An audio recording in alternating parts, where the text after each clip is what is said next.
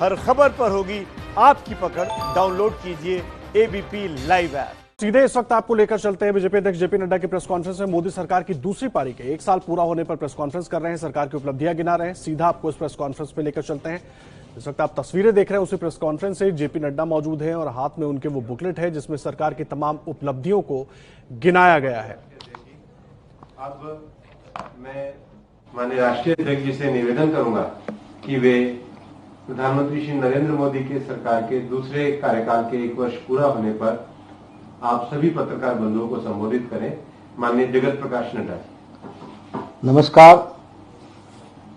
हम सब जानते हैं कि आज वर्चुअल प्रेस कॉन्फ्रेंस के माध्यम से आप सबसे मिलने का मुझे सौभाग्य मिल रहा है। मैं चाहता तो ये था कि आपके साथ पार्टी कार्यालय में मिलकर के प्रेस कॉन्फ्रेंस करता और 1 साल के किए गए कार्यों के बारे में चर्चा करता, लेकिन हम सबको मालूम है कि हम सब लोग कोरोना वायरस के साए में अपने दैनंदिन कार्य को चला रहे हैं और डिजिटल वर्ल्ड का सहारा लेते हुए, डिजिटल टूल्स का सहारा लेते हुए इस वर्चुअल प्रेस कॉन्फ्रेंस में हम सब लोग शामिल हुए हैं। एक बार पुनः आप सबका इस प्रेस कॉन्फ्रेंस में आने पर स्वागत करता हूं मैं। और प्रधानमंत्री मोदी जी के दूसरे कार्यकाल प्रथम वर्ष पूर्ण होने पर उनको अपनी ओर से और करोड़ों करोड़ हमारे भारतीय जनता पार्टी के कार्यकर्ताओं की ओर से उनको हार्दिक बधाई देता हूं और शुभकामनाएं भी देता हूं पार्टी के अध्यक्ष की दृष्टि से कि वह पूरी ताकत के साथ, जैसा उन्होंने पिछले 6 वर्षों में देश की सेवा प्रधानमंत्री के रूप में की है, उसी ताकत के साथ, पूरी शक्ति के साथ ईश्वर उनको शक्ति दे ताकि वो अच्छे से और पूरी ताकत के साथ देश की सेवा में जुटे रहें। हम सब जानते हैं कि यह जो समय गुजरा, यह अकॉम्प्लिशमेंट्स का, this has been a year of accomplishments and also we have faced unimaginable challenges also. और प्रधानमंत्री जी ने बखूबी सारी चीज़ों को फ्रंट से लीड करके देश को एक दृष्टि दी और देश की सेवा में कोरोना के वायरस के साए को भी ठीक तरीके से संभालने का काम किया है। ये सब हम लोग जानते हैं। हम यह भी जानते हैं कि मोदी जी के नेतृत्व में 6 साल में भारत स्वावलंबी हुआ, आत्मनिर्भर भारत, और आत्मसम्मान के साथ भारत की छवि दुनिया में बनी है। यह मोदी जी के नेतृत्व के कारण हुआ है।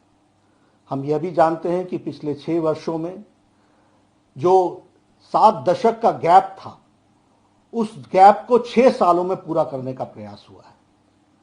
पहले अगर हम देखें और हम इस बात को समझें कि पहले कार्यकाल में मोदी जी ने जहां इंफ्रास्ट्रक्चर पर काम किया और इंफ्रास्ट्रक्चर के साथ साथ लॉन्ग अवेटेड रिफॉर्म्स किए, वही तीव्र गति से दूसरे कार्यकाल में प्रथम वर्ष में तीव्र गति से बोल्ड डिसीजंस भारत की एकता और अखंडता के लिए, और उसी तरीके से सोशल जस्टिस, उसी तरीके से इकोनॉमिक जस्टिस, और उसी तरीके से हार्ड डिसीजंस लेते हुए देश के आम व्यक्ति को, गरीब व्यक्ति को लाभ पहुंच सके, इसके प्रयोजन, इसके आयोजन प्रधानमंत्री मोदी जी ने 1 साल में किए हैं।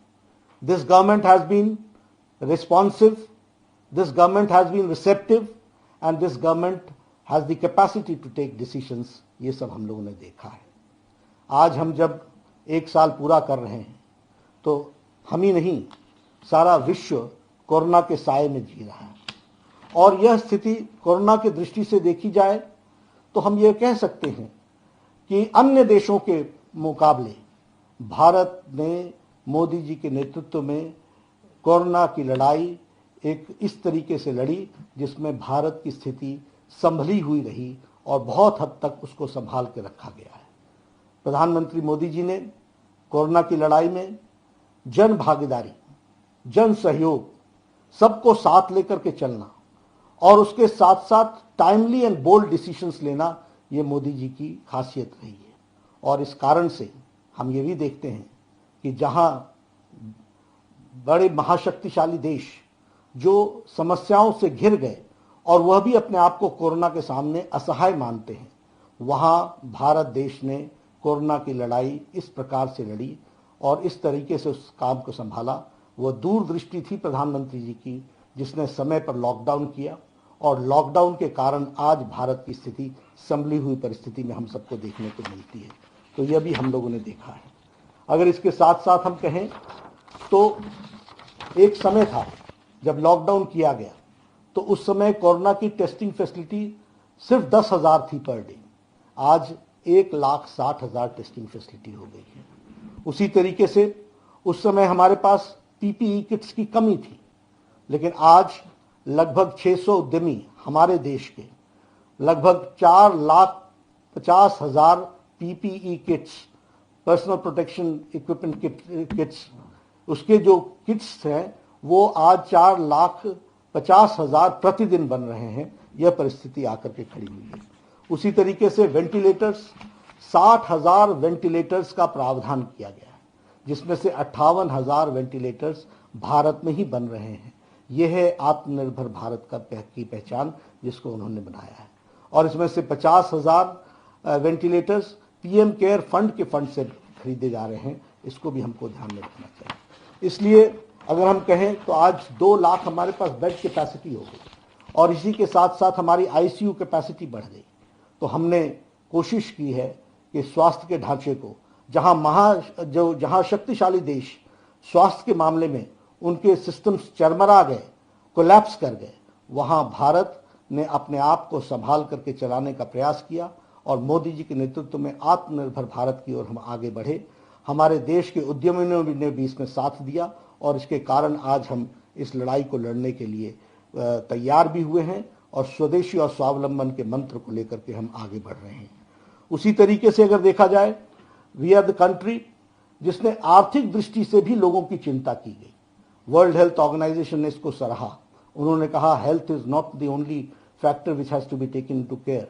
India has taken a lead and India has shown that economic aspect is also to be taken into consideration and for that Modi ji has taken a lead. यह बात भी उन्होंने कही। 1,70,000 करोड़ रुपए का पैकेज उस समय दिया गया। उसके माध्यम से हम लगभग 80 करोड़ लोगों को उनके राशन की व्यवस्था की गई।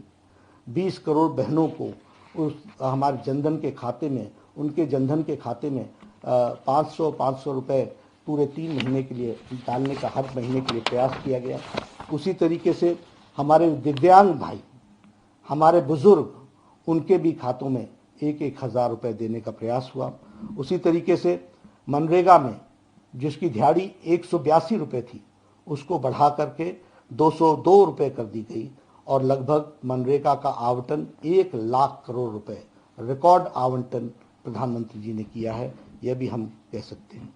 उसी तरीके से 20 लाख करोड़ रुपए का एक होलिस्टिक पैकेज प्रधानमंत्री जी ने घोषणा की, जिसके बारे में हमारी निर्मला जी ने अगले 5 दिनों में, उसकी घोषणा के 5 दिनों बाद किस किस सेक्टर के लिए, किस किस सेगमेंट के लिए क्या क्या प्रयोजन किए गए, उसको आपको विस्तार से बताया है।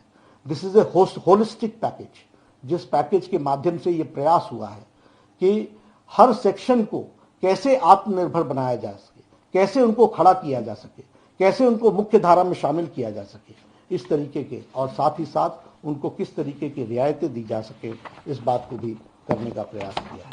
उसी तरीके से अगर हम कहें तो वसुधैव कुटुंबकम का नारा लेते हुए कोरोना की लड़ाई के बीच में हम लोगों ने 100 से ज़्यादा देशों को उस समय हम लोगों ने राहत पहुंचाने का काम किया और उनको मेडिसिन पहुंचाने का काम किया। यह भी हमको ध्यान में रखना चाहिए। इसलिए मैं ये कह सकता हूं कि जहां कोरोना की लड़ाई है और कोरोना की लड़ाई के साथ साथ उसको होलिस्टिक तरीके से किस तरीके से लड़ा जा सकता है, इसकी दृष्टि मोदी जी ने अपने नेतृत्व की क्षमता में दिखाई है।